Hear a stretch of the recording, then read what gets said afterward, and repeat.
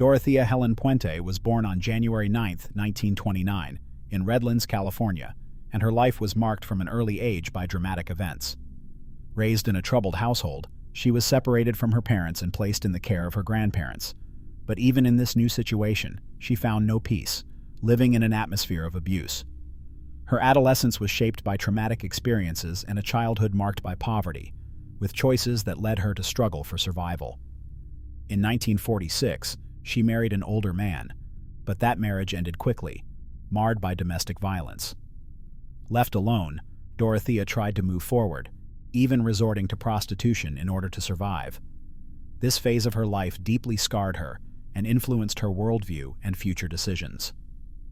In 1976, Dorothea moved to Sacramento, California, where she bought a house and opened a boarding home for the elderly and disabled. It appeared to be a refuge for those in need, but in reality, it became the stage for a series of murders. Her victims were mostly vulnerable people seeking protection who instead became prey to a cunning and ruthless woman.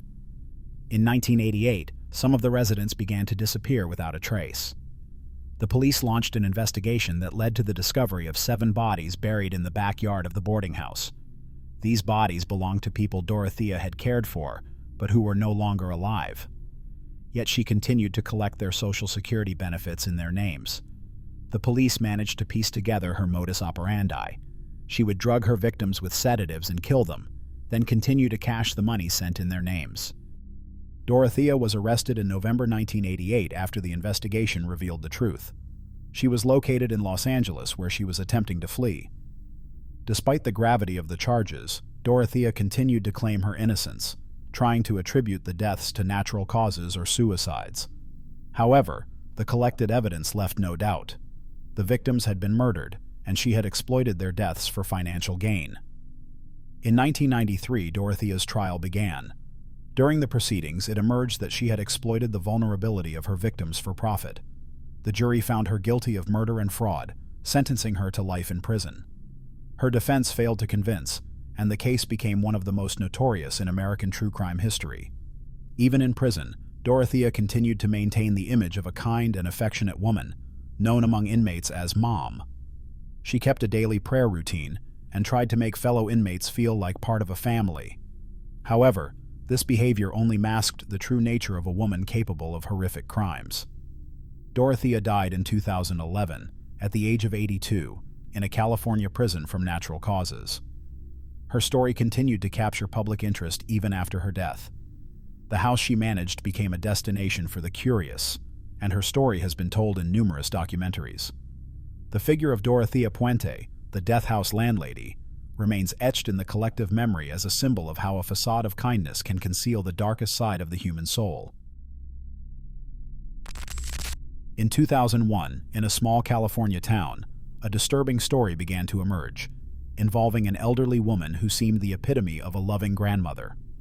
The protagonist of this story was Nanny Doss, a 59-year-old woman also known as the Giggling Granny, who spent much of her life as an apparently quiet housewife. But behind the appearance of a loving mother and devoted wife lay a far darker figure. Nanny was responsible for at least 11 murders, though police believe she may have killed more over the decades, starting in the 1940s. Nanny Doss was born in 1905 into a poor and strict family in Alabama, but as a young woman she moved to Texas, where she married a man named Charlie Braggs. The marriage was turbulent and ended tragically when Charlie died suddenly. Nanny seemed a little too cheerful for a grieving widow and soon remarried, but the death of her second husband occurred under even stranger circumstances. At first, the police suspected nothing, and Nanny continued to appear as the typical homemaker living a happy life. But something didn't add up. Over the years, Nanny married 3 more times, and during each marriage, her husbands died suddenly. She moved frequently, changing homes as often as she changed husbands. But suspicions began to grow when her daughters began showing signs of unease. One of her daughters mysteriously died, and other people closely associated with Nanny also began disappearing without explanation. In 1954, her luck changed when she started responding to personal ads, as matchmaking by correspondence became a growing trend. It was through this that she met Sam Doss, the man who would become her final husband. It seems her search for new men was driven by a desire for total control, but her intentions proved deadlier than expected. After marrying Sam, Nanny began poisoning his food, using his favorite dish as bait. Sam died in 1954, and the official cause of death was initially ruled a medical condition. But the real tragedy began to surface when the police decided to dig deeper into her past. The investigation revealed that Nanny had not only killed Sam, but also her previous husbands, her daughters, and even some of her grandchildren. During the in-depth investigation, it was found that Nanny used rat poison to kill her victims, which she administered in meals or drinks. She had perfected the technique so subtly that it didn't raise immediate suspicion. When she was arrested, Nanny confessed to her crimes with surprising calm. Her motivation, she claimed, was that she didn't love men, and killed so she could live as she pleased. During questioning, she revealed a strong desire to be admired, and said her victims were all men who hadn't given her the love she believed she deserved. In 1955, Nanny Doss was tried and convicted for her crimes. Although she wasn't charged with all the murders she was suspected of, the evidence against her was overwhelming. She was sentenced to life in prison and died behind bars in 1965 of a heart attack. The third story I bring to you is about a very well-known woman in Italy. Since I'm from Italy and lived near the town where this story took place, I want to share it with you. Leonarda Cianciulli, also known as the Soap Maker, was born on November 18, 1894, in a small town in central Italy. Raised in a turbulent and abusive environment, her life was marked by a series of tragic events.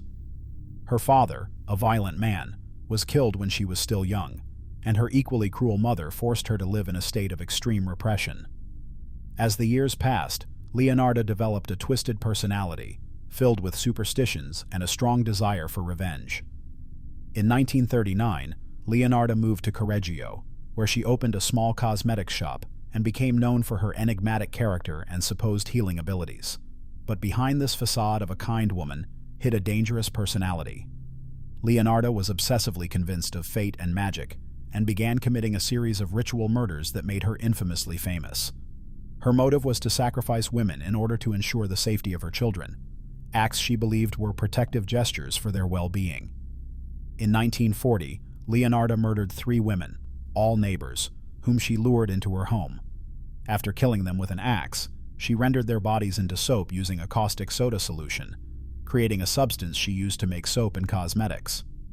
This horrific process came to light only when police, suspicious due to rumors, raided her home. That's when Leonarda coldly confessed to her crimes, claiming the killings were sacrifices for the good of her family. Her statements shocked investigators, who also discovered that she had eaten parts of her victims as if they were ritual prey. Arrested in 1946, Leonarda Cianciulli was sentenced to 30 years in prison. She died in 1970 while incarcerated, leaving behind one of the most gruesome stories in Italian true crime history. Tamara Samsonova, known as the Granny Ripper of St. Petersburg, is a chilling figure in Russian true crime whose case shocked the public and fascinated the world due to the brutality of her murders and her ability to operate undetected for years. Born on January 25, 1947, Tamara lived an apparently ordinary life, raising no suspicion among her neighbors. Until her arrest in 2015, she was known as a quiet, elderly woman who seemed to have no criminal ties. But behind her innocent facade was a serial killer who had murdered at least 11 people, though police suspect the number could be higher. Her killing spree began in the early 2000s. Her victims were mostly vulnerable individuals, such as neighbors or acquaintances, whom she lured into her home with the promise of food or help. Tamara's approach was always friendly and trustworthy, but behind her politeness was a cold and calculating mind. Her method was usually the same. She poisoned her victims using toxic substances that caused a slow and painful death. After the murder, Tamara dismembered the bodies and disposed of them so that they wouldn't be easily discovered.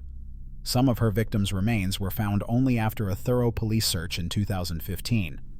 Tamara Samsonova's arrest occurred under particularly disturbing circumstances. A neighbor, concerned by her odd behavior, alerted authorities. When police inspected her apartment, they found bloodstains, human remains, and personal belongings of the missing individuals. One especially horrifying discovery was a diary in which Tamara detailed each of her murders, describing them as if performing rituals. The diary also included notes on how she disposed of the bodies, listing her victims and describing the pleasure she felt in eliminating them.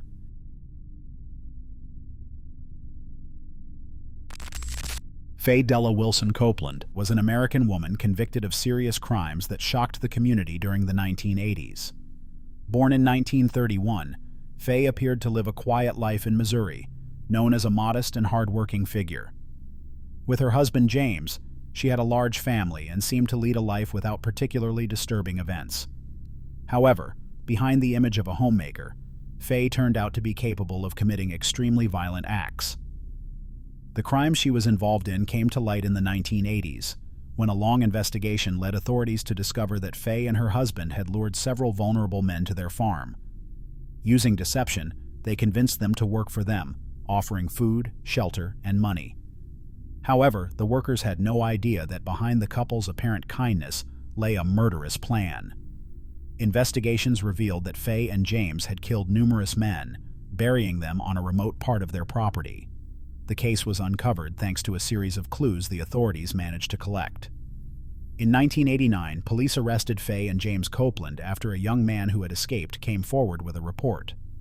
The investigation uncovered a full-fledged murder plot, with Faye, alongside her husband, responsible for at least 6 murders, though some estimates suggest the number could be higher. During interrogations, the couple showed no remorse, and Faye in particular appeared cold and detached despite the severity of the crimes. In 1990, Faye was convicted for her crimes, including murder and conspiracy, and imprisoned. Though she played a major role in the killings, her sentence was less severe than her husband's. James was sentenced to death.